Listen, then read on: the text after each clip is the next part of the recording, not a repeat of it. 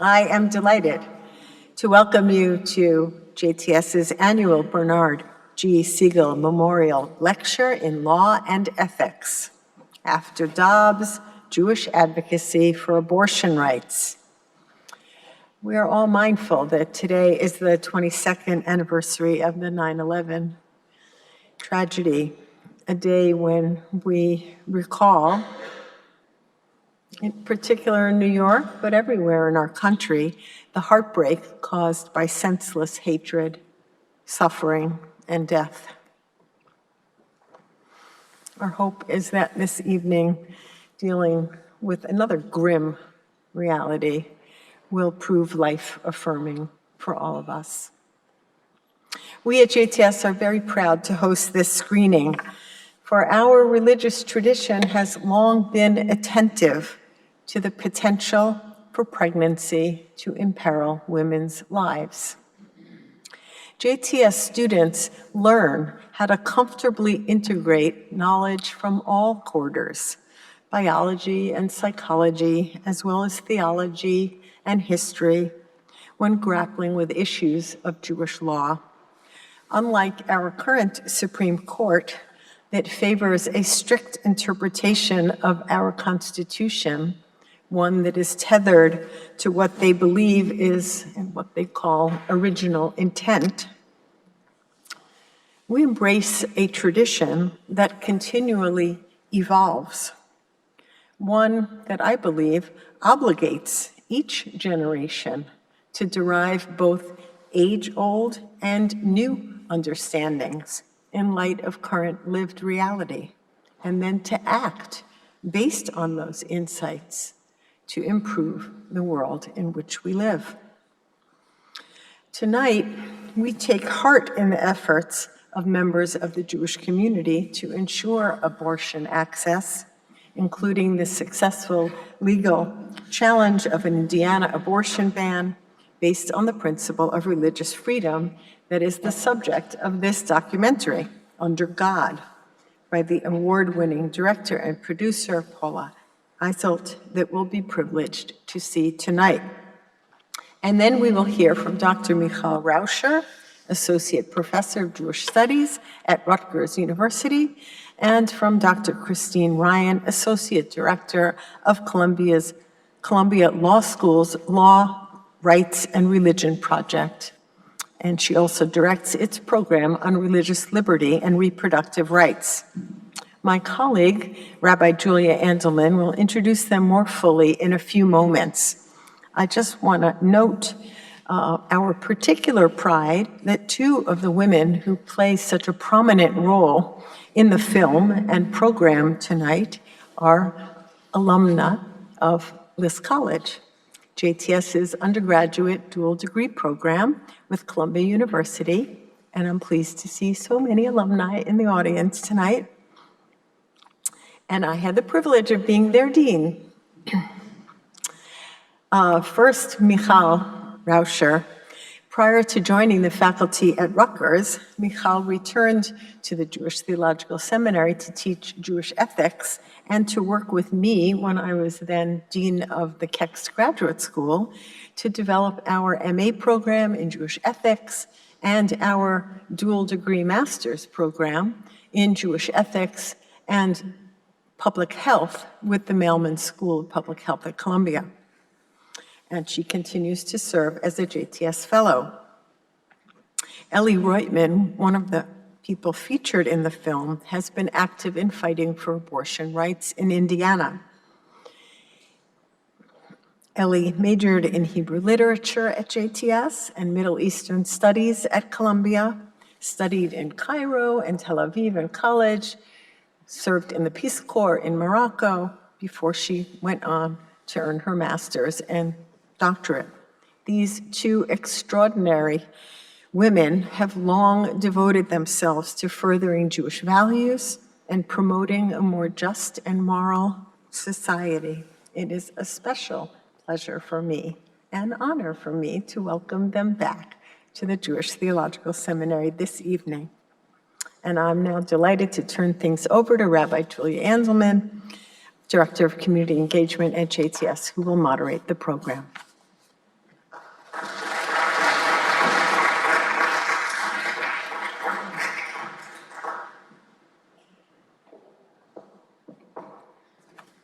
Thank you, Chancellor, and good evening, everyone. I'm Rabbi Julia Andelman, Director of Community Engagement here at JTS, and it is my great pleasure to moderate tonight's program and to welcome you. We extend a special welcome to anyone at JTS for the first time, and I commend every single person here for braving this very unpleasant weather, for being the stalwart small percentage of the many more who were registered and who I know would have been with us tonight, but I'm pretty confident that it will be well worth it. I want to invite you all to take a moment to silence your cell phone. Thank you. This annual lecture was established by JTS in honor of the late Bernard G. Segal, a philanthropist and communal leader, the first Jewish president of the American Bar Association, and the first Jewish chancellor of the Philadelphia Bar Association. Mr. Segal was a skilled corporate lawyer who argued nearly 50 cases before the U.S. Supreme Court. Associate Justice Sandra Day O'Connor said, "Bernie represents the highest and best ideals of the legal profession."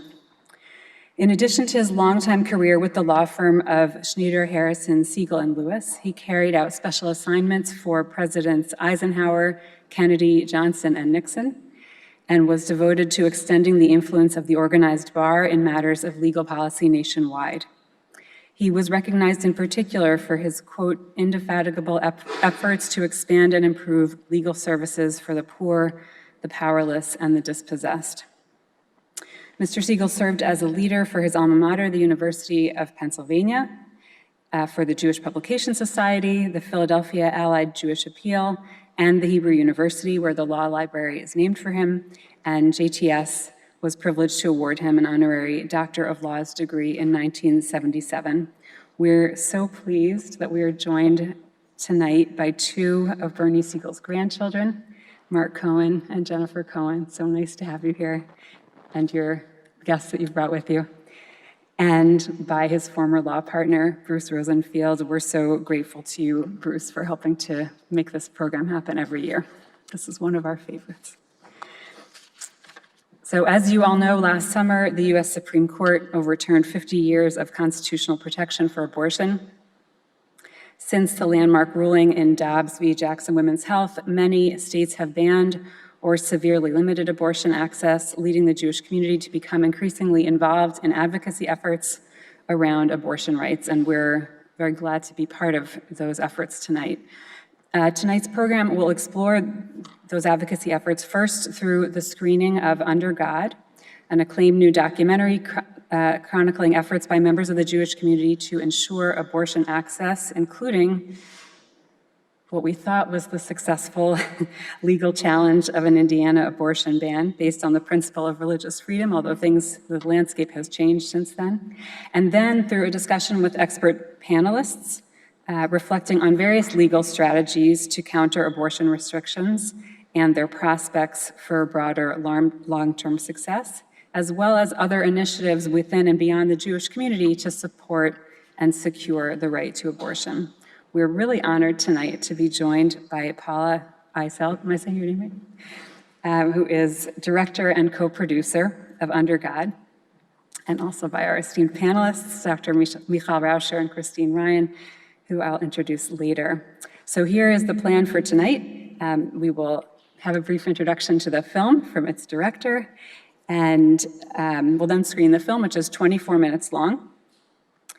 And then we'll have our discussion with Dr. Raucher and Dr. Ryan, after which I'll conduct some conversation with them, and then we will open the Q&A to you. So it's kind of a long program, and I think that the topic warrants a serious discussion, so that's why you're all here. So I'm so glad to introduce Paula Eiselt, who is a Primetime Emmy-nominated and Peabody Award-winning independent filmmaker, known for her journalistic rigor in telling timely and intelligent cinematic stories led by strong-willed characters. Her films have screened at over 100 film festivals worldwide. She is most notably known for her award-winning documentary features, 93 Queen and Aftershock, and most recently, Under God, marking her second consecutive year premiering work at the Sundance Film Festival. Paula.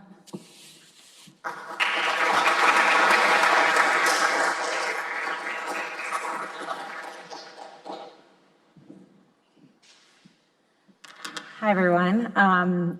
This is definitely an intimidating crowd. Thank you so much for having me. I'm not a rabbinical student or scholar or an academic. I'm just a filmmaker. So really appreciate you having me. It's great to be here, and I can't wait to listen to Michal and to Christine on the panel. So when the Dobbs decision came down, I, like everyone here and most of the country, I was shocked. I was in deep despair. I was just really down and hopeless. It felt like there's really nothing to be done. And at the same time, I had just come off, or was actually in the process of releasing a feature-length film about the U.S. maternal mortality crisis, because in the same way that we don't have access to abortion care, we don't have access to or great maternal health care in this country, and we're actually the most dangerous place in the industrialized world to give birth in, and Black women die 3 times the rate of white women. So that's like the context and the landscape of when Dobbs came down. And as we know, maternal health care and abortion care they're linked. It's one conversation. It's not like abortion is here and maternal health is here. It's all connected. So within, I was deep in that work, and this happened, and again, was feeling really despondent of what to do when my mentor and now colleague called me. Her name is Roddy Taylor. She said, we need to do something. We need to make something. And I said, Roddy, like, I'm releasing Aftershock. Like, there's, what are you talking about? And she said, well, I saw this story about this rabbi, Barry Silver in Florida, who's suing the state of Florida based on religious freedom because he's a Jewish person. Roddy happens to not be Jewish, and that's really hopeful. That's so interesting. And the more I thought about it, I said, you're right, like that really is something that is worth exploring. And I said, let's do it. And Roddy is a hero, and she raised the money within weeks, and then she introduced me to my producing partner, Darcy, and we all came on this project wanting to create change and make impact and tell a story about hope. Because here was a rabbi who was doing something, actually trying to challenge the law in a really creative way, using religious freedom in a way that we don't normally see it. The next step was I really needed to meet some more people who are on the ground, and through JOFA, I met Michal here, and immediately, started talking to her and saying, like, this is what we're doing. I'm looking also for impacted women. Who do you think I can talk to? And Michal introduced me to her dear friend Ellie, who's here and is such a huge part of this film and this story. So that's how it all came about, and we just went. We just didn't look back. We just started telling the story, and it was really inspiring to me that Jews were actually, leading this, whether it was Rabbi Silver and then the Indiana case and then many other cases that have popped up across the country saying that as Jewish people, this is an infringement on our religious freedom, and flipping the script on the RFRA laws, on laws that are usually used to oppress people with, religious fundamentalism. So that's the backdrop of why I made the film, how it came to be. We filmed it we started filming in August, and then it was at Sundance in January. And if anything about filmmaking, that is not a normal timeline. It's not realistic. It's not sustainable. It happened. I have to say, it's like divine that it happened. Like, God, Hashem really wanted that film to be there, because there's no other way that we could have worked that quickly and then got into Sundance, and then were acquired by POV, which is PBS's Schwartz strand, POV Schwartz, which is a great strand. So that's kind of the backstory of why I'm here, why this film is here, and just my hope for it is that it leads to exactly these panels and these conversations, telling people and educating people about what you can do locally, because voting matters, these laws matters, we actually can do things to protect abortion care. And also I think it's really important within the Jewish space, especially the more observant Jewish spaces, to destigmatize abortion and give us a space to talk about it and connect it to regular healthcare like it should be. So thank you for having me, and enjoy the film. And the last thing I'll say is our impact campaign is starting this month, and we're going to be screening across the country. We have dozens of requests just that have come in without even outreach. So if you are a member of a synagogue or organization and you want to screen the film, please come to me after. Thank you.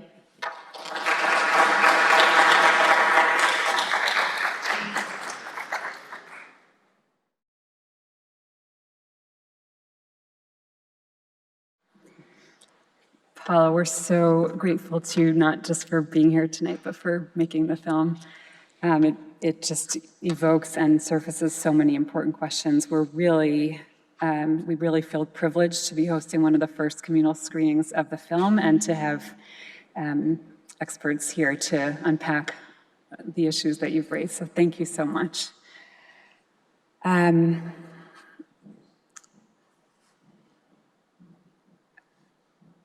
In a moment, you're going to see a slide come up. There we go. So we're going to be using this simple online system to take questions later on in the program. All you need to do is go to that URL, menti.com, and put in the code, or hold up your phone's camera and capture the QR code there. And I'm mentioning it now, even though we're not at the audience Q&A yet, because you should feel free to start submitting questions at any point during the program, even if you have questions now responding to the film, but especially as you hear our panelists speak. I do want to ask you to word your questions concisely and clearly as it says. When we get to the Q&A, I'll select from among the questions that have been submitted, and it will help me in curating and aggregating them if you follow those instructions. All right, I'm so pleased now to introduce our panelists who will discuss and expand upon these themes in the film that we've just been privileged to watch. Dr. Christine Ryan is a scholar of gender, human, and constitutional rights, a reproductive rights attorney. She is Associate Director of Columbia Law School's Law, Rights, and Religion Project, where she directs its religious liberty and reproductive rights program. Prior to her position at Columbia, she was Legal Director of the Global Justice Center in New York and Senior Legal and Gender Advisor to the United Nations Special Rapporteur on Freedom of Religion or Belief. Dr. Michal Raucher is Associate Professor of Jewish Studies at Rutgers University, a JTS Fellow, and, as you know, a graduate of JTS List College. Her research, but we would have her here anyway, even if she weren't. Her research lies at the intersection of the anthropology of women in Judaism, reproductive ethics, and religious authority, and she has a background in religion, gender studies, anthropology, and bioethics. She's currently conducting research on abortion and religion in America. When you leave tonight, you'll find a flyer on that, and we're also going to be sending you a follow-up email with a whole bunch of resources related to tonight's program. And she has been teaching public audiences for several years on issues related to reproduction and abortion among Jews and in Jewish texts. So we'll begin with Dr. Christine Ryan.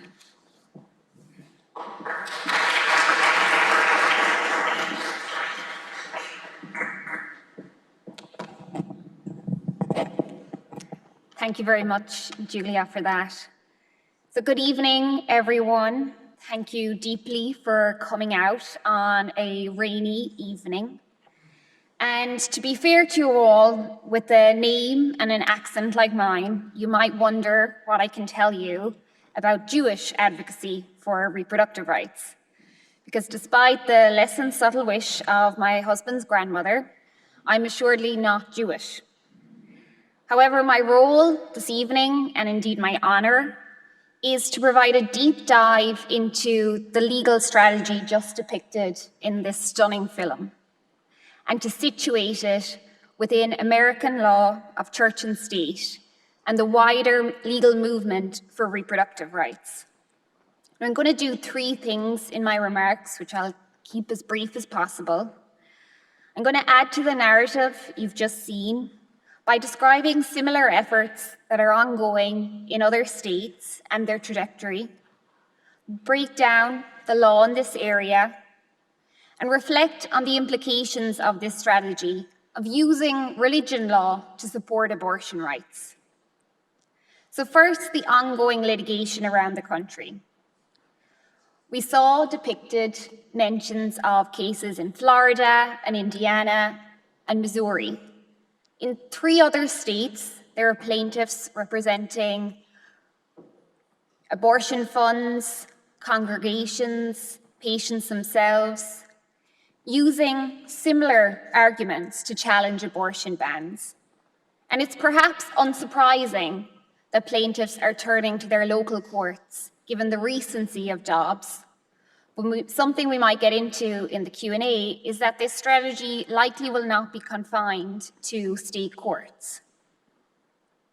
And without going into the cases one by one, there are several trends pertaining to these suits that we should note.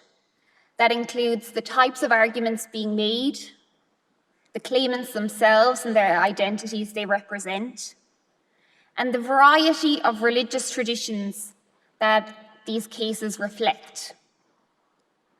So first, in terms of the claims and how religious law is being used to challenge abortion rights. And the first that was mentioned in particular by Rachel Laser from Americans United for the separation of church and state are claims under state constitution establishment clauses, whereby the argument goes something along the lines of these laws represent a certain religious ideology, and imprinting them into the law of the state amounts to a state establishment of religion. And to do so is unconstitutional, as well as preventing people from exercising their own religious freedom. And as she mentioned in the film, if successful, these claims would overturn the entire ban. Second, plaintiffs are using state free exercise clauses, that the anti-abortion legislation they are forced to live under violates their right to free exercise, whether that be to obtain an abortion, assist someone in receiving an abortion, or to provide medical care on the basis of their own religious beliefs.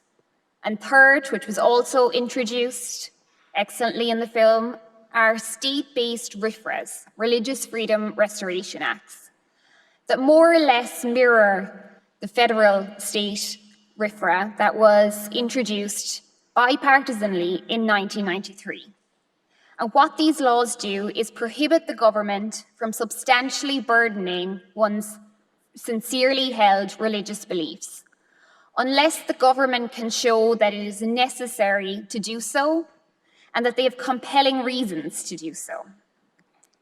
And if those claims are successful, the latter of these, under state RFRAs or state free exercise clauses, the plaintiffs involved in that case gain exemptions from these laws of general applicability. And while these claims are creative and they have proliferated to a certain extent post-Dobbs, a message I really want to convey is that they are not new.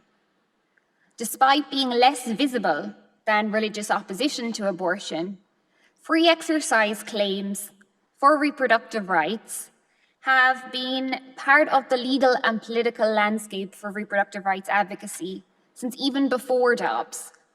To take just a couple of cases, and even before Roe versus Wade, in a challenge to New York's anti-abortion ban in the 1960s, lawyers representing 300 plaintiffs in the state of New York challenged the state's abortion ban on free exercise and establishment law grounds, arguing that the law codified a certain religious view, the idea that abortion is a sin, and that this compelled those 300 plaintiffs to act in accordance to someone else's religion, and that doing so was a violation of their constitutional rights. Another pre-Roe case, again, was in Women versus Connecticut, where here the plaintiffs really focused and their desire was to focus on the establishment claim again, that they were being forced to live under a theocratic position that did not accord with their beliefs. Now, neither of these cases ended up being decided on religious freedom grounds, in part because within this timeline, Roe versus Wade was decided. But since Roe, all throughout these decades, progressive faith groups have used and maintained their position that protecting the right to abortion is more in line with religious liberty than opposing it. And while often accompanied by privacy and equality arguments within their litigation, these advocates have legally challenged everything from total abortion bans, various trap laws, informed consent laws, and the different types of restrictions that Republican legislators have been successful in imposing, chipping away at the fundamental right to abortion. And yet this long history of religious-based advocacy for reproductive rights has been forgotten, in large part, whether that's by the media, by legislators, by lawyers themselves, and the Christian right mistakenly gained a monopoly on abortion. Which leads me to point out another thing we need to notice about these cases is the claimants themselves. Whether they're faith leaders and congregations, patients, doctors on behalf of their patients, these claimants are taking back that narrative. And I'll discuss that a little further and hope that we get into it in the Q&A.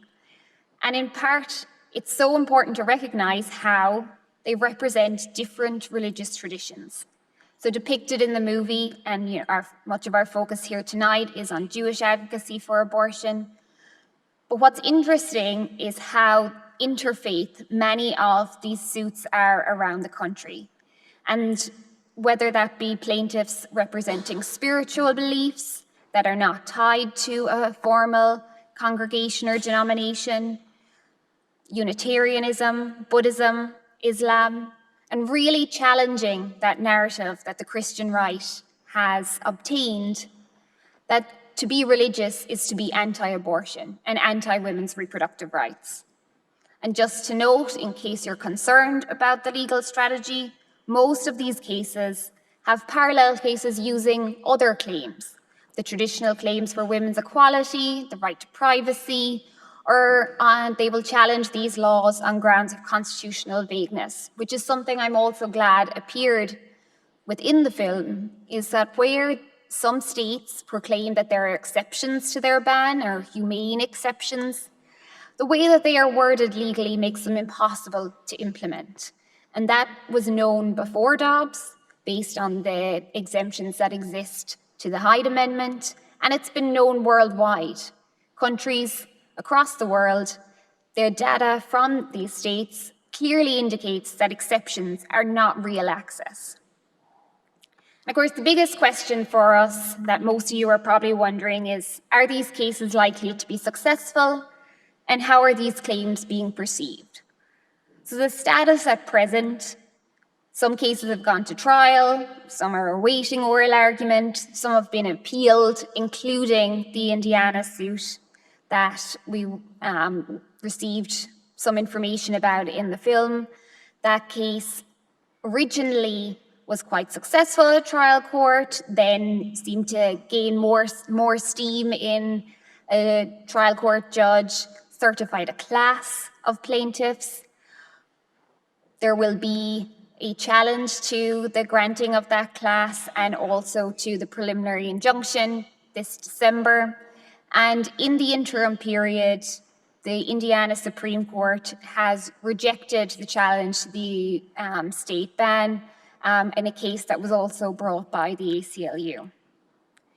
In Missouri, one surprising element to the case that was mentioned taken by the national NWLC.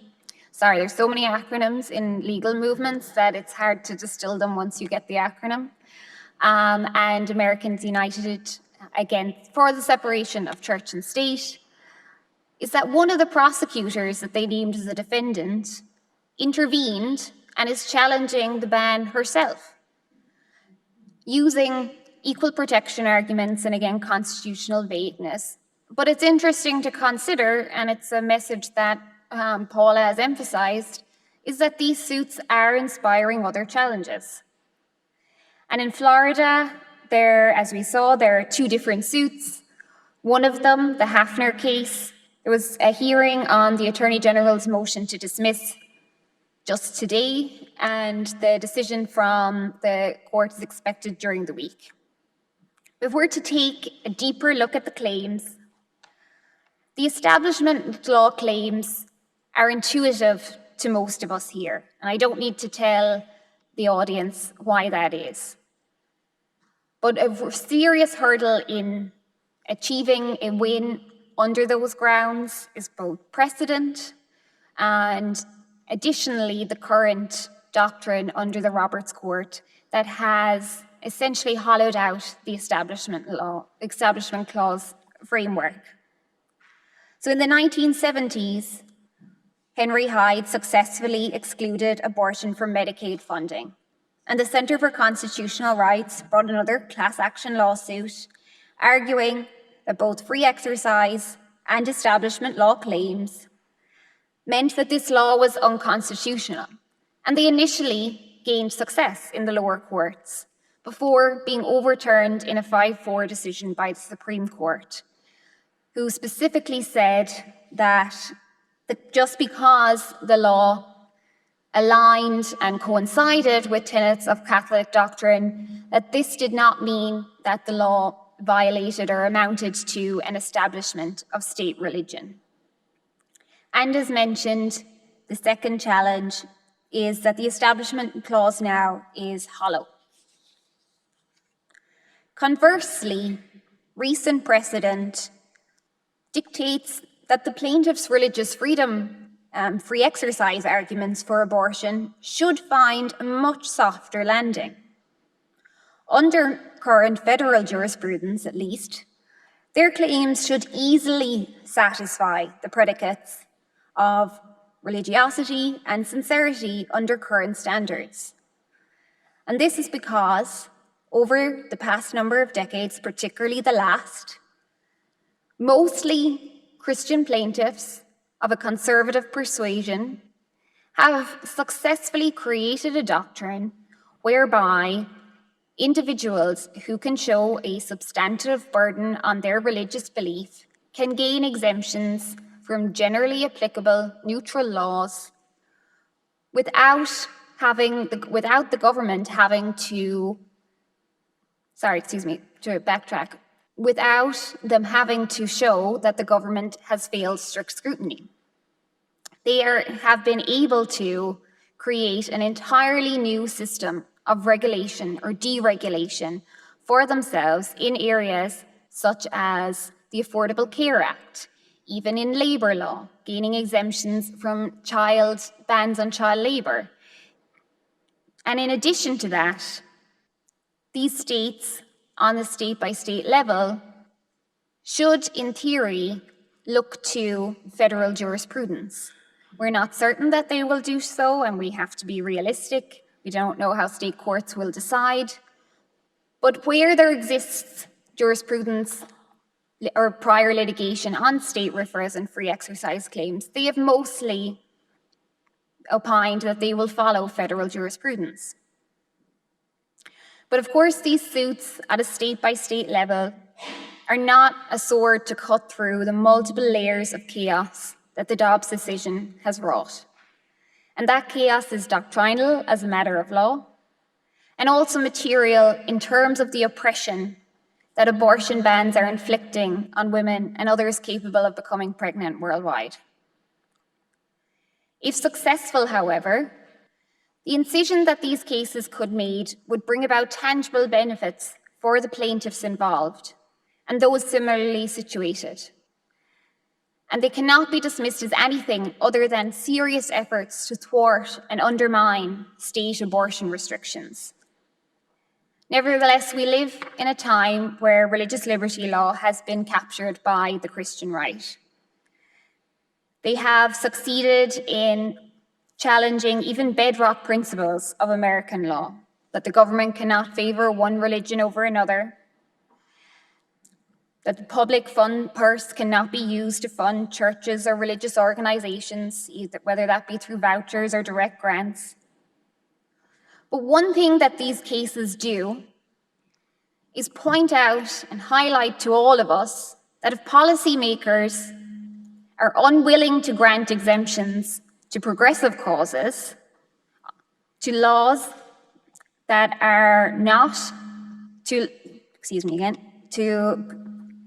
on a neutral basis, to religious adherents across the ideological and political spectrum, the law of religious exemptions becomes very difficult to defend. And if courts exceptionalize religious liberty claims for abortion that should otherwise be recognized in accordance with present doctrine, the courts will lay bare their favoritism for conservative Christians, and they should expect serious backlash for that. The same type of blatant politics that was on display in the Dobbs decision will be on display once again. In addition, in considering the impact of these cases, we think about how political scientists usually urge us to consider the implications beyond the courts, their broader social meaning. As such, when we consider how these suits will impact both the law and the narrative, including what Paula has depicted in this film, we should think about what they tell the public and how they reveal that the moral and religious high ground belongs to reproductive justice. They confront the misunderstanding that religious liberty exclusively applies to a narrow set of conservative Christian beliefs about sex, sexuality, marriage, and that narrative must be rejected by media, advocates, and the courts alike. And there's a further communicative value of these suits, again, when we consider the claimants involved, and that is the display of women's moral agency. I'd be remiss if I didn't point out an upcoming article by Liz Sepler, who explores this. But one of the points that she makes, and has been salient to many of us involved in reproductive rights advocacy, is that women's voices, despite this being an issue that intimately concerns us, have often been excluded in the legal precedents around reproductive rights. Abortion, too, has been presented as morally dubious in politics, in the legal framework, even in medical settings. And that these cases are an important reminder of how untrue that is. However, again, we are reminded that the end game for the Christian right, the anti-abortion movement, is not just overturning Dobbs. It's the recognition of fetal personhood under the 14th Amendment. And a lesson of Dobbs, and much that has come after it, has been what seems extreme and unthinkable now likely won't stay that way for long. And to close, before passing over to my colleague Michal, I want to emphasize the urgency of this moment, not just considering the overturning of Dobbs, but the urgency that applies to other constitutional rights, including women's right to contraception, the imminent challenges to Obergefell and marriage equality rights, and that we consistently are reminded of the danger behind these theologically driven challenges to our democracy and to pluralism and religious diversity in this country. Thank you.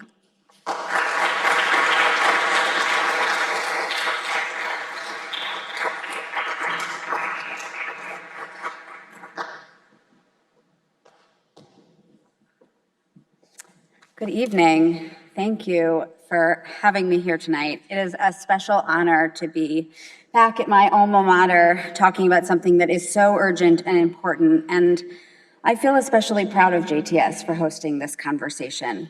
I'm also really glad to be in conversation with Dr. Christine Ryan, a new friend and thought partner in the fight for reproductive justice. Dr. Ryan and her colleague Liz Platt at Columbia have helped me understand the legal context and ramifications for these religious freedom cases we heard about in this film. I want to spend a few minutes talking with everybody about the impact of these cases and religious advocacy for abortion more generally in the social and cultural realm. Our laws are a result of the cultural context just as much as our cultural context is affected by these laws. So for the last 40 years or so, the US has been stuck in a narrative about the morality of abortion. In the 1980s, the Christian right defined the basic terms of this debate. Religion, they asserted, is opposed to abortion. The anti-abortion perspective was seen as wholly religious, while the pro-choice position was seen to derive only from secular principles. This dichotomy was supported not just by the religious right, but also by pro-choice groups that distanced themselves from religion over time. It's important to know that this wasn't always a religious issue, and that those who came to call themselves the moral majority were not a majority at all. In the early 1800s, abortion was legal before quickening or when women began to feel fetal movement. Abortion was within the universe of birth control. Women used herbs or pills to stimulate menstruation, they would say, or they would visit a female physician who could help them bring on menses. The first concerted effort to criminalize abortion came from the American Medical Association. The AMA wanted to restrict their competitors, like midwives and female physicians, from being able to perform abortions. In the decades that followed, nearly every state criminalized abortion, but the church didn't get involved until much later. Even though the Catholic Church had made statements prohibiting abortion and had spent $4 million lobbying Congress, local churches hesitated to make this a political issue. It was lay religious individuals who insisted on bringing anti-abortion activism into their churches. Over the next several years, the National Conference on Catholic Bishops formed a plan for what they called pro-life activities, and they created the coalition with Mormons and evangelical Christians. These various religious groups opposed abortion for different reasons, some because of norms around sex or femininity, others because of ideas about the status of the fetus, and many because they saw this as a useful political tool. Yet they formed a coalition that resulted in this dichotomizing of religion and secular in the national narrative around the morality of abortion. But Christians were not the only ones to oppose abortion on religious grounds. Jewish groups, unfortunately, have also opposed abortion on religious grounds. And here I don't just mean Orthodox Jewish groups. For example, in the 1980s, our own conservative movement's law committee published their official positions on abortion. And these positions asserted that abortion was morally and religiously wrong, only to be permitted in certain justifiable circumstances, what they called justifiable circumstances. They actually depicted Judaism as in line with Christianity in terms of sexual and reproductive morals. They and many other Jewish groups disapproved of abortion for decades, supporting it only when they thought abortion was justified in its practice, and the reasons justified it. For years, Jewish rabbinic groups argued that abortion could only be justified in cases of maternal or fetal health, rape, or incest. Although they referred to a fetus as a potential life and not equivalent in value to a full human life, they maintained that abortion violated certain sexual and gender norms and could not be morally supported. The difference between rabbinic groups like those of the conservative movement and the Christian anti-abortion movement was that rabbinic groups still advocated for the legality of abortion. And yet they continued to assert that it was morally wrong. In agreement with the Christian right, they believed that religion was the arbiter of morality and that Judaism only approved of certain abortions. Their ideas about the morality of abortion spread widely and stigmatized the practice for decades. The social stigma had two harmful results. One, it greased the wheels for those that wanted to ban abortion. There was not enough social support to fight the legal changes because Americans had been made to feel uneasy about abortion. In many circles, people still whisper the word abortion. Or we may say things like, well, I would never have an abortion, but I support other people who do. I think this reflects decades of stigma incurred by religious groups telling us abortion is morally wrong. This stigma had a second damaging effect. Many people who had abortions refused to talk about their experiences. They felt shame and feared judgment from others, even though they knew they had made the right decision for themselves. So Jews today who are advocating for abortion rights and justice are fighting to create a space where religion and abortion can coexist fully and without limitation, where religion can actually support people who have abortions for all the reasons that people have abortions. But more than just offering support, religious advocates today are saying that abortion can be a morally right decision, a morally good decision.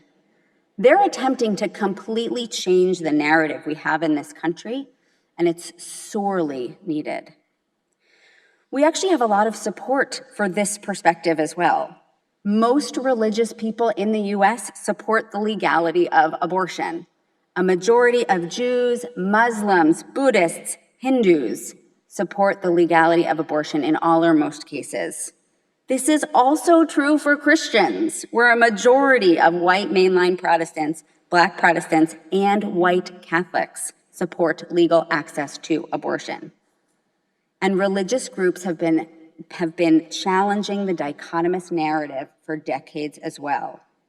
In the 1960s, the Clergy Consultation Service on Abortion consisted of over 1,000 clergy members, including a few rabbis across the US, who helped women get abortions before Roe. Chapters located in each state fielded calls from women who needed help accessing abortion, and through their network, they helped women for years. They were not shy about this activity. When the group launched, there was an article about them on the front page of the New York Times.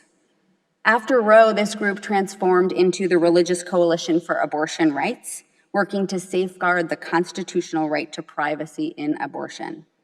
Now referred to as the Religious Coalition for Reproductive Choice, the organization has unified people of different faiths, races, and ethnicities around reproductive justice advocacy. The National Council of Jewish Women has also been part of the reproductive health, rights, and justice movement for a century. Most recently, they've been lobbying Congress, helping organize lawsuits in the wake of Dobbs, and organizing rabbis, cantors, and Jewish educators to advocate for reproductive justice.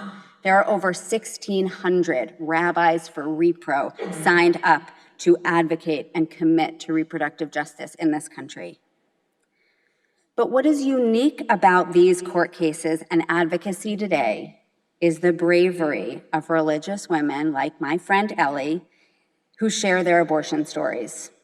62% of people who have abortions in the US identify as women of faith, but we don't have their stories. Sharing their stories is an act of bravery. In some cases, it's admission to a crime. In most, it's actively breaking through the stigma. These stories will, I believe, firmly make a difference in challenging that stubborn narrative around religion and abortion.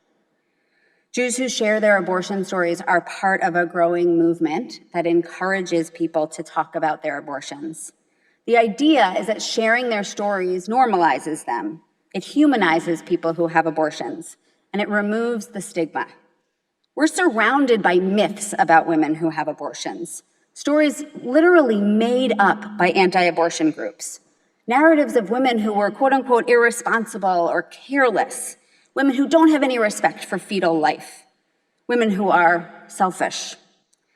But when we hear from actual people who've had abortions, we hear the nuance in their feelings and the dynamism of their stories. We're immediately attuned to the person who was pregnant, who made this decision. These stories prevent us from being distracted by claims about fetal life. We're encouraged instead to think about women and other people who can get pregnant and the way they think about their lives, their families, and their goals. In research I launched just this summer, I've begun collecting abortion stories with several co-investigators from Jews who terminated pregnancies around the US since 1973. The data is preliminary, but surveys and interviews from over 100 participants revealed that the vast majority of participants had an abortion because it wasn't the right time for a child. This is consistent with national research on why US women have abortions. Many of the women in our study were using contraception when they conceived and were grateful for the opportunity to terminate because it meant that they could continue on the trajectory they set for themselves. Many others terminated for medical reasons, and though they are confident that they made the right decision, they still grieve the loss of the child that never was. These are not shallow, irresponsible, or careless individuals. These brave Jewish storytellers challenge us to think differently about religion and abortion. They show us the way their religion is lived in their lives, not as robotic followers of doctrine, but rather as values expressed dynamically through the contours of their lives. In my research, I've heard from ultra-Orthodox women who reject rabbinic opinions on their reproductive lives. And I've heard from unaffiliated Jewish women who found comfort in a mikveh ceremony after their termination. When we ask our research participants whether they think Judaism would support their termination, they tell us they believe Judaism trusts them to make decisions about their lives. And they know that their Jewish upbringing tells them that their lives have value. Women have shared that their families and their Jewish communities expected them to finish school, get a job, get married, and when ready, have children. These are the Jewish values that support their abortion, because their abortion story is a part of their life story. It's not a deviation from their lives. It's what made their lives possible. We've interviewed women who had abortions in 1973 and women who had abortions in 2023. And they're all extremely clear about how their lives would have been different had they not been able to get an abortion. Some would be raising children alone or with an abusive partner. Others would never have finished graduate school. Some never would have had their current children or been able to provide for their children in the way that they wanted. Some might be left physically or emotionally harmed by the continuation of their pregnancies. One young woman I spoke to who was a product of a full Jewish education, youth movements, Jewish camping, everything. She told me that when she discovered she was pregnant unintentionally in college, she didn't see a fork in the road. She saw a bump in the road that she had to go around. She told me, quote, "The beauty of abortion is that she didn't have to think about an alternate life. She could continue on the path that she set for herself."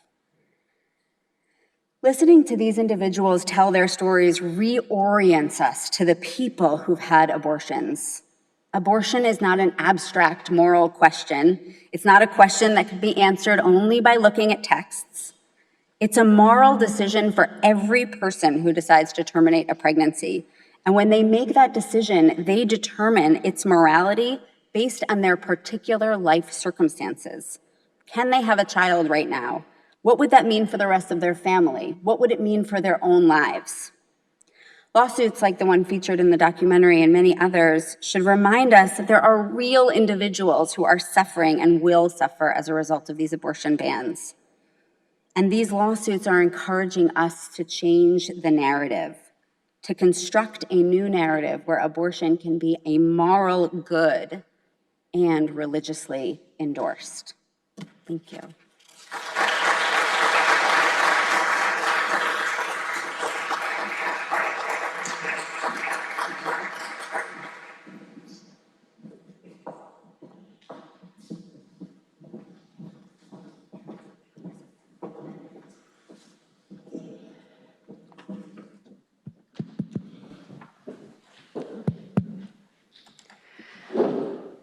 Thank you so much to both of you. It's great that we have you doing the work that you're doing. I want to start with separate questions for each of you, and then a couple for both of you.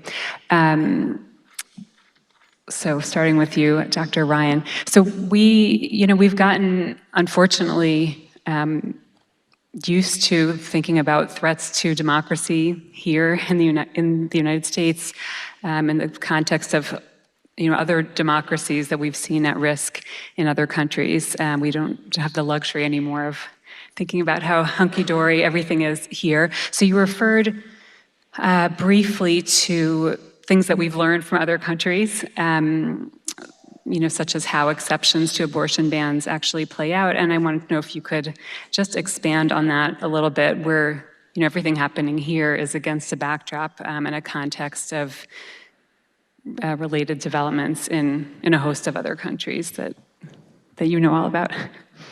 Great. Thank you, Julia. Is this on? It is. There are many parallels, but one that, bucks the trend massively is that in terms of the global developments in reproductive rights, the trajectory is positive. There have been I'm trying to count whether it's been Ireland, Colombia, Malta, Isle of Man, Argentina, Mexico, countries all over the world who have very recently overturned extremely draconian bans on abortion. And the US stands almost alone in retrenching serious violations of women's rights. In terms of religious freedom and abortion rights and that intersection, that is so important to the current advocacy. I think one thing that resonates with me is that for all of the movements that have successfully overturned abortion bans, what Michal was just talking about in terms of reclaiming the narrative, that has been central to the movement. So some of you might be familiar with the green bandanas that are used by activists in Latin America.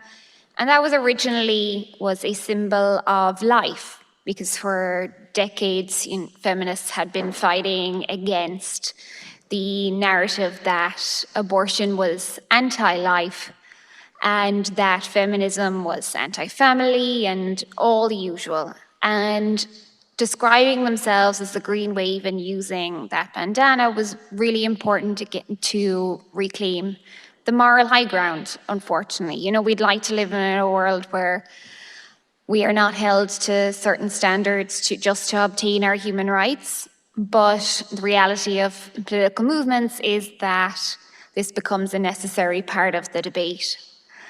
So I think that, again, in terms of the individual plaintiffs who are bringing these suits, in terms of congregations getting involved in the advocacy, in terms of whether it's education institutions like JTS, reclaiming that moral high ground has been successful across the world in terms of thinking of abortion rights as a public good, as a human right, as something that is necessary for the advancement and maintaining a healthy democracy.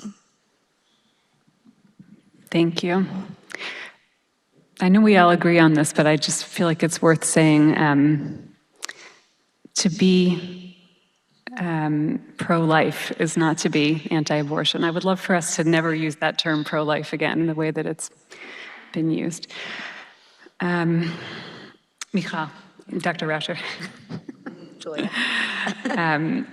So since we've started to have programs about abortion access at JTS, I live in a community that supports access to abortion, and I don't hear all the things that you folks hear, all the arguments. So since we've started to have these programs, and I am the Q&A moderator, I've seen what people think.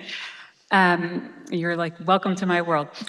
So one of the apparently common and persistent sources of discomfort with abortion in the Jewish community has to do with Jewish continuity, or pronatalism, as I've learned to call it from you. How can we support a position that doesn't maximize the number of Jewish babies coming into the world in a post-Holocaust era? So could you address whether that value and abortion access, are those fundamentally in conflict, or is there some way of holding both? They are definitely not fundamentally in conflict. I know we've had this conversation many times, and I want to give a few reasons why. One, most people who have abortions already have children, meaning they are actually thinking about their own families when they decide to terminate a pregnancy. So I think the concern in Jewish circles around the demographic, what they call the demographic crisis, is that supporting abortion means we're not supporting families. And actually supporting abortions is how we support families, how we support people making the families that they want to make. We also heard from Ellie in the documentary that in many of these states where we now have maternity care deserts, people are choosing not to have children. If we want to make sure that people can make decisions about having children, then we need to make sure they have medical care when they're pregnant. And some of medical care during pregnancy is abortion. That's just part of medical care. But the other kind of interesting thing that I think we should bring in here too is Israel. Israel has very high fertility rates among Jews and also a very liberal policy towards abortion. There can be both. Israel, actually, in the wake of Dobbs, even made their policy more liberal, and yet their fertility rates remain high. So we know from evidence constructed in a lot of different places that abortion and fertility rates are not in conflict, but rather required in order to, that relationship is required in order to reproduce. Something that I might add on that is that the suit in Kentucky is really interesting in this regard, because the women plaintiffs in that case, their challenge is based on the ground that the Kentucky anti-abortion ban is creating a situation where they cannot be sure if they can obtain IVF to create their families. And if they do so, there are many open questions about what happens to embryos that aren't implanted. And these are women who have very much considered, what they want their families to look like, how important that is to them, and they feel motivated by their faith to create families. But these abortion bans are stifling those desires and that religious practice to create a family. And they are coming for fertility treatments as well. There's a wonderful new book that's just out now called Conceiving Christian America, which is about these sort of what are now fringe groups, but won't be for very long, extremist Christian groups that are going after the embryos created from IVF so that they aren't, terminated and discarded. So they're coming for IVF as well. So along the lines of where you've been taking this, what's happening is not, these trends are not restricted to the realm of abortion. There's much larger context in terms of assaults on women's bodies, trans bodies, on Christianization of America. These are part of larger trends. Could you each, from your own areas, reflect on what's the larger picture that this is part of? Yeah, I mean, it's a big question, because it's basically, my whole job in an answer. But if I go back to when our project was founded at Columbia, it came in the wake of Obergefell and our founders' knowledge that what was going to happen to the right to marriage equality was essentially going to be what happened to Roe, in that the well-organized right-wing advocacy groups would chip away at this, newly recognized LGBT equality in the same way that they had chipped away at Roe. And in fact, in many ways, implicitly, they were, the right wing was not that successful in challenging marriage equality. And then they pivoted strategically to challenging trans rights and trans equality.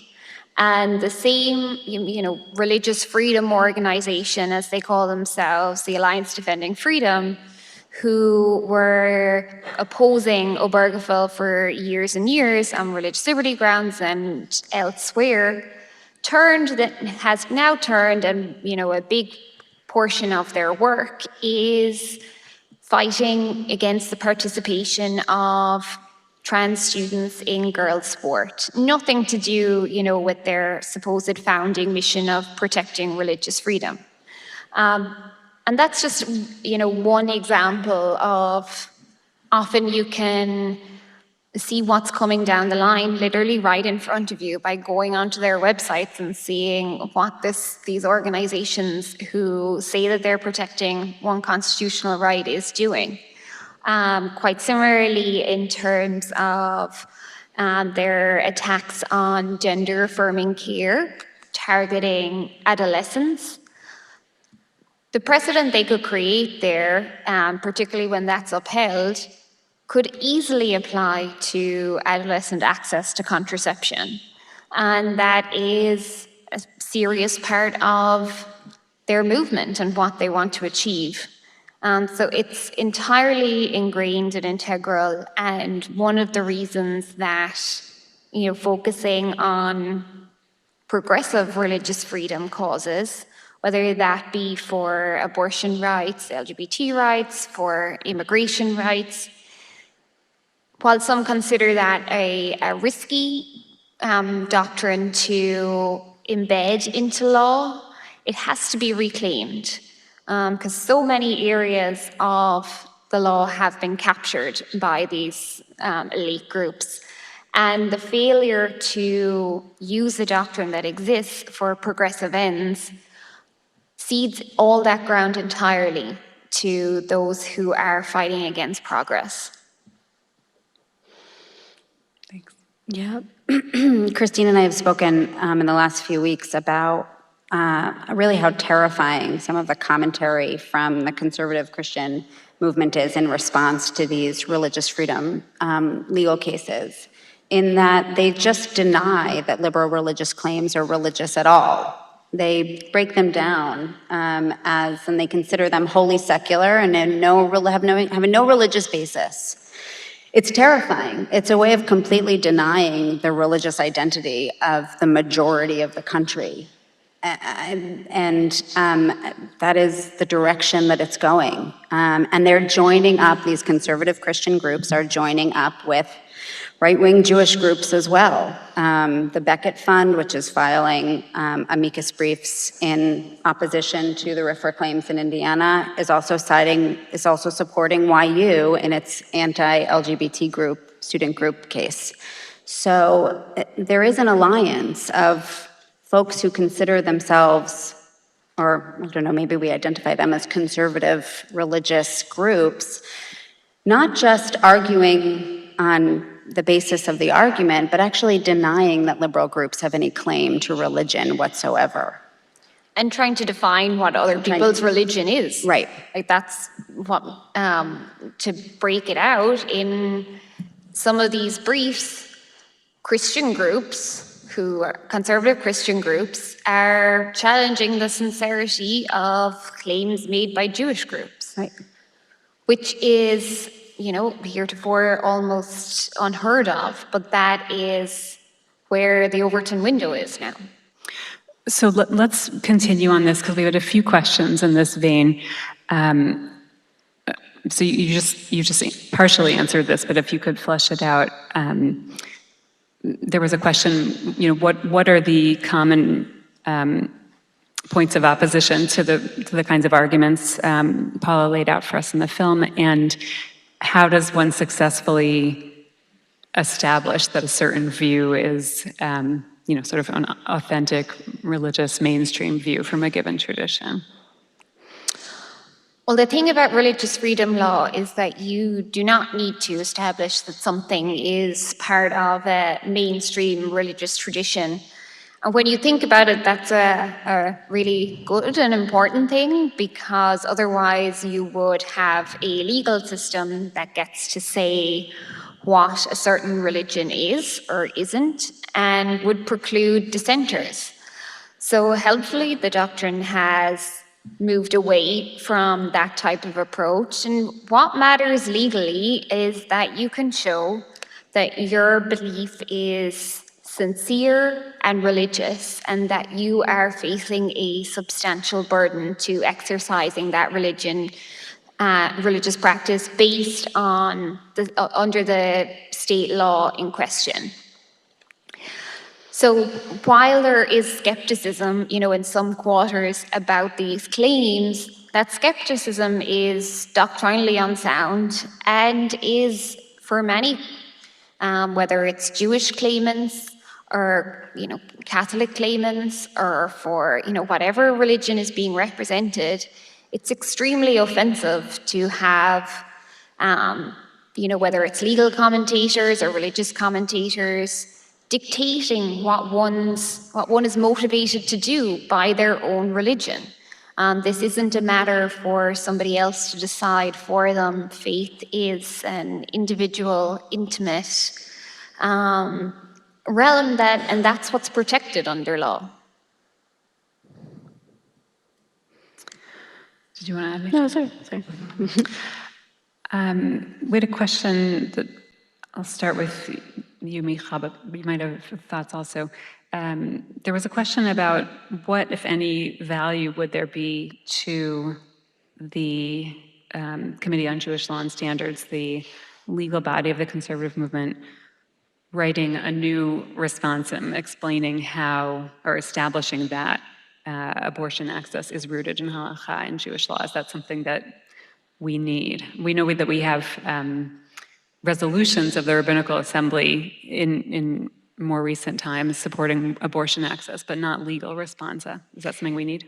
I think we need it severely. I think in two realms. One, in a kind of social, community religious realm. I think Jews need to hear very strongly from their rabbis and unequivocally, and with the full support of the halachic movement that we are backed by, that abortion is a moral good. There are no qualms about it. There is no limitations to it. There's no queasiness about it. It is a good. It is supported 100%. And this is how people can, clergy can support their congregants. And, we know it's needed. I was teaching in January with a bunch of rabbis. How many rabbis did I have? Something like 40? 40 rabbis that Rabbi Andelman pulls together for continuing rabbinic education. And I had them in my classes, and the first thing we did, the first class, was reading a narrative of abortion from a rabbi, a young woman who's a rabbi. And I had 15 stories that I wanted to bring, and we couldn't get through all of them. We got through one. And we sat with this one for an hour and a half, and they were just it was just mind-blowing. They had never thought of abortion in this way. They had been kind of restricted in their thinking in this legalistic or limited way, and hearing the story made them think entirely different about what their congregants need to hear from them. And they committed afterwards to going and talking about abortion more publicly and with full support from the Bima and from their whatever platform they have. And I think it's important that the leaders of our movement do the same thing. So that's one. I think it can go a long way towards removing the stigma.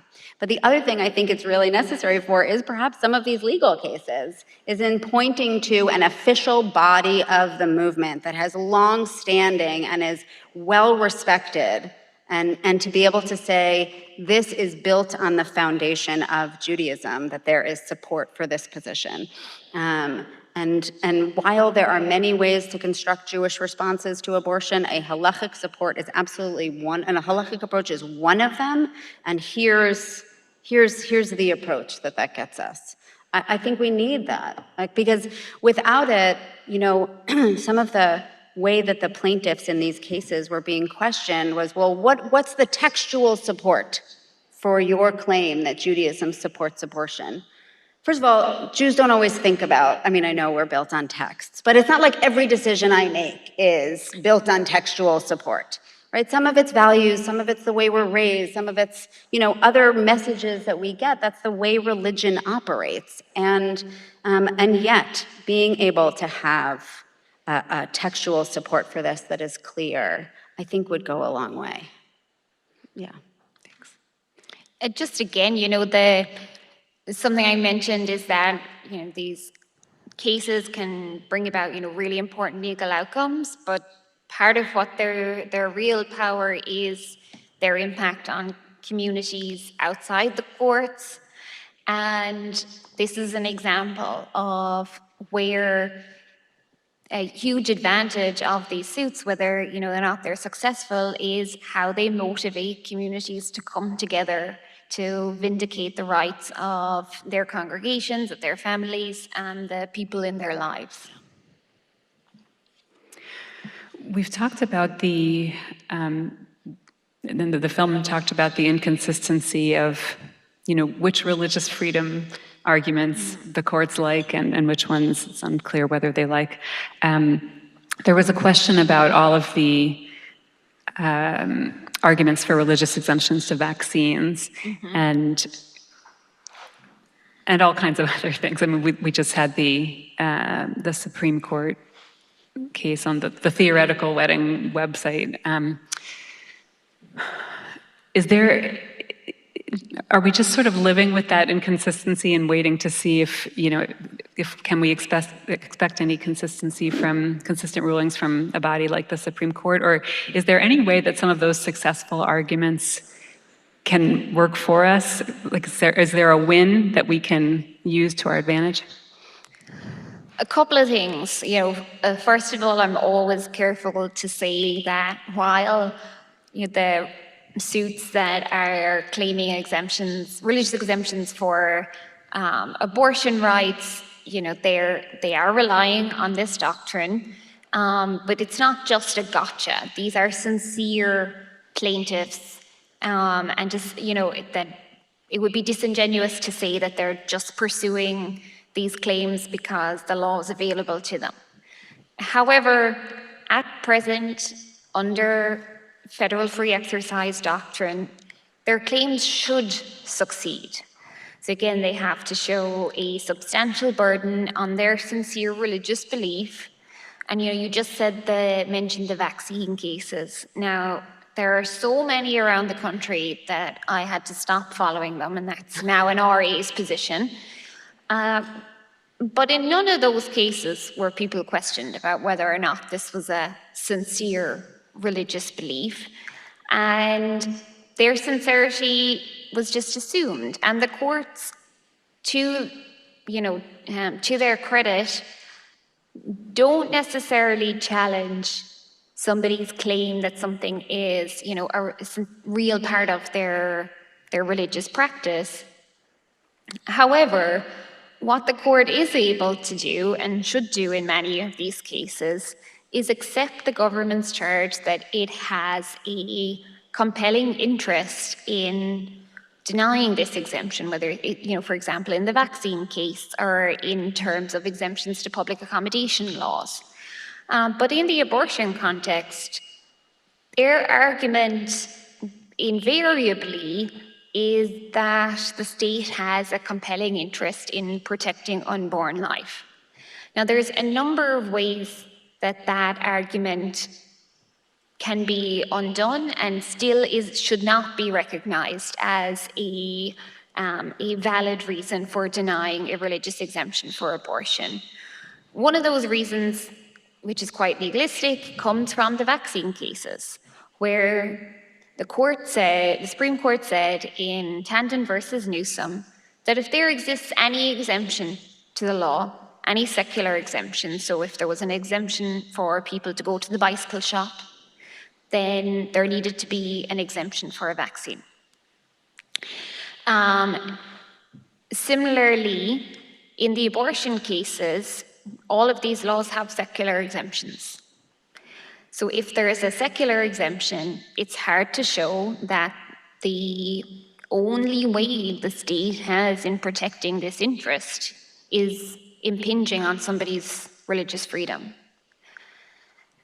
And turning to the more concrete aspects of these abortion bans and their impacts, there are many reasons to say that serving and protecting unborn life, that it's fairly futile to do so by preventing and banning abortion, because as we've seen, banning abortion increases maternal mortality rates. It doesn't reduce the number of abortions by and large, it moves them to another state, or people risk prosecution by obtaining them and taking them from safely from online websites and doing so by telehealth. And in addition, we heard earlier this evening from, a group of us who convened beforehand about how in states around the country, they are becoming maternal health care deserts. How there are not enough birthing centers or healthcare workers to work with women who want to protect, and to the best of their ability, the life that they want to bring into the world. In addition, the state's supposed compelling interest in protecting unborn life, to do so by banning abortion, many of these laws explicitly state that they are doing so to protect the life of the unborn from conception. That's an explicitly religious view and should be subject to challenge on establishment grounds. So while the law should direct us to protect these religious arguments for abortion, it remains to be seen if they will. I mentioned the blatant politics of Dobbs. We will likely see, if these cases come to federal court, that blatant politics at work again. But in the meantime, there are some encouraging signs at the state level, and it remains critical to highlight the hypocrisy of the legal system by advancing these claims throughout the states, and that is in part why these cases are so important to support. So I want to bring us to a close with one final question. We're here because the situation is grim and urgent, and we all know that. We also know that there are things that we can and must do, including have conversations like this to destigmatize the topic and support pro-abortion, support candidates for office that support access to abortion and donate to abortion funds and all of that. So there are things that we can do to address this, the grim situation. But I wanted to ask you, is there anything already that we can celebrate? Is there anything positive that has happened around these issues in the last year or so? You did have things to celebrate in our prep call. You go first. Okay. I think there has been, it's motivated a lot of people. So one thing is we are seeing more clergy support for abortion. We're seeing clergy speak openly about their support for abortion, their experience of abortion. We're also seeing an expansion of liturgy around abortion. So Mayim Chaim, if anybody knows about Mayim Chaim, the wonderful mikveh in Boston, has expanded their offerings around liturgy that people can use when they are having an abortion. There's also more religious resources more broadly. So there's been a movement to create sacred congregations or congregations that are there to defend reproductive rights and that are havens for people who have abortions, and also a website called Abortions Welcome, which you can go to, which I believe is an offshoot of RCRC, the Religious Coalition for Reproductive Choice, which is also offering spiritual resources for people having abortions. There's been a recognition that this is all part of challenging and changing that narrative. We're also seeing an expansion of abortion access in other states. So one recent thing is Michigan Democrats introducing that bill just last week that would get rid of a lot of the trap laws in the state. And that's meant to help people coming into Michigan who need abortions. There's also an expansion in terms of who can provide abortions since Roe. So it used to be that only certain medical providers could do abortions. Now many more medical providers can perform abortions. That's good. That's meant to be a response to the fact that fewer medical doctors are getting trained in abortion care. There's better access to medication abortion. This is huge. We don't even have numbers on how many people are accessing abortion using medications shipped to them from Aid Access or one of the other organizations that's shipping abortion medications. But this is huge, that people can get medication abortion shipped to them for little to no cost in still all 50 states. They can, we think. You're going to tell me in a second. Okay.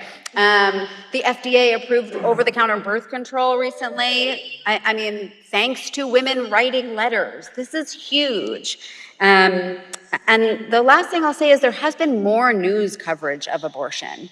The New York Times is doing wonderful tracking. The Washington Post has been following this young couple for 2 years now who she found out they were in high school and she was pregnant with twins in October 2021, right after Texas passed their 6-week ban. And she didn't know she was pregnant until she was 2 months along. And they're raising twins as 19-year-olds. So the Washington Post is doing this coverage. We're learning a lot more. I think many more people are aware because of it. That's good. I'm glad, I think fewer news outlets are doing the both side thing. There is not both sides. There is wide approval for abortion in this country. We don't need to always tell both sides. We can demonstrate the fact that actually abortion is very popular. So those things I see, I think are getting us places, and that's good. I'm glad Michal went first because I at times feel as though I, stepped through the looking glass and I don't know where I am. When I first came to the States, Ireland had the most extreme abortion ban in the world, and the US had one of the most liberal laws on abortion. And, in terms of the change that has happened in, such a short period of time in both countries, one commonality, that's very different to the outcomes, which are diametrically opposite to each other, is the amount of work that the movements for each outcome had to do, and how long it took, and how sustained it had to be. And in terms of the American reproductive rights movement at present, there are so many things to be inspired about, whether it is how, we have these lawsuits where, women are bravely telling their stories, they're challenging state dictates. We have the fact that, the number of abortions has not decreased massively in the country. despite bans in 19 states. And that is because women will access abortion pills, and that has been consistent world over. And it's also been consistent throughout history. Even when denied, women will access abortion, and it's safe to do so now using medication. Many women are risking, whether it is, certain types of prosecution or prosecution for those who assist them if they do so in states where abortion is illegal. So there are still grave risks in doing so. I guess another thing that we can definitely be hopeful about, again, in the mindset of how long this may take to rectify, is how mobilized students are, whether it is, activities here locally, like in Barnard, where they successfully obtained, vending machines for Plan B, have been very mobilized in state-based actions to expand shield laws in the states. And basically what that tells us is that they'll be mobilized to vote. And with an election upcoming next year, that will hopefully bear fruit. And then the movement needs to turn and make sure that these politicians who've been promising and trading on abortion rights in the Democratic Party, that they enact reproductive justice-friendly policies and do so forcefully and boldly and do not compromise in the way that actors did post-1973.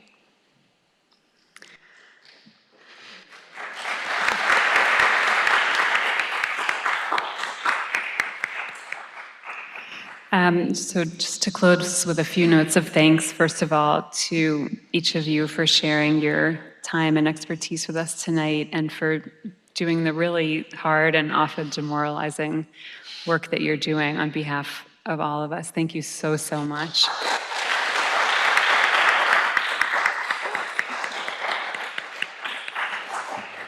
Thank you to Paula for making the film and being here tonight.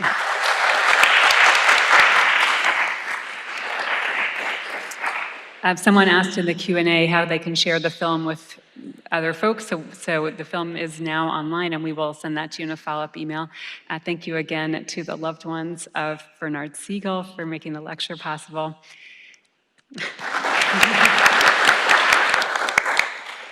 And finally, Ellie, I just wanted to thank you. I know you didn't want to be part of this program, but I can't help thanking you for sharing an incredibly vulnerable personal story and your painful journey.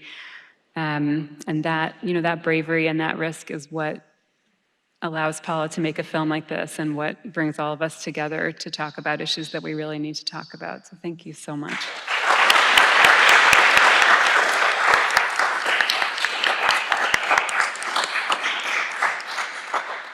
Thanks to all of you for coming. We hope that you will come back soon for another program, and we wish you a Shana Tova, a sweet and happy and healthy new year. May it be so for all of us.